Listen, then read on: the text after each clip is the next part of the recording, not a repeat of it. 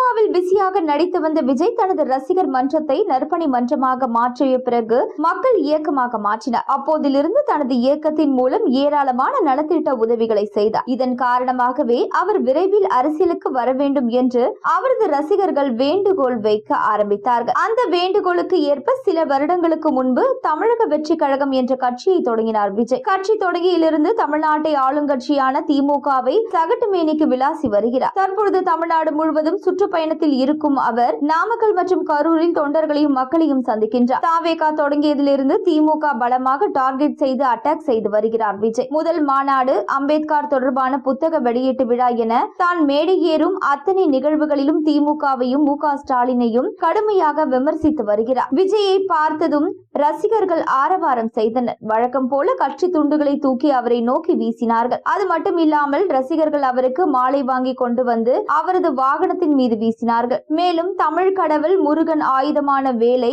சுமார் 6 முதல் 7 அடி அளவிலான வேல் செய்து கொண்டு வந்திருந்தார்கள். அதில் தமிழக வெற்றி கழகத்தின் கொடியை கட்டி விஜயிடம் அவர்கள் கொடுக்க அவரும் அதை வாங்கி கொண்டு நின்றார். விஜயின் இந்த வீடியோக்களை எல்லாம் பார்த்த அவரது அம்மா சோபனா சந்திரசேகர் மிகவும் நெகிழ்ந்து விட்டாராம். மகனின் அதிரடி அரசியலை பார்த்து அப்பா சந்திரசேகரும் பிரமிப்பில் உள்ளாராம். 2026 ஆண்டு தேர்தலில் விஜயின் தாக்கம் பெரிய அளவில் இருக்கும் என அரசியல் விமர்சகர்கள் கூறி வருகின்றனர்.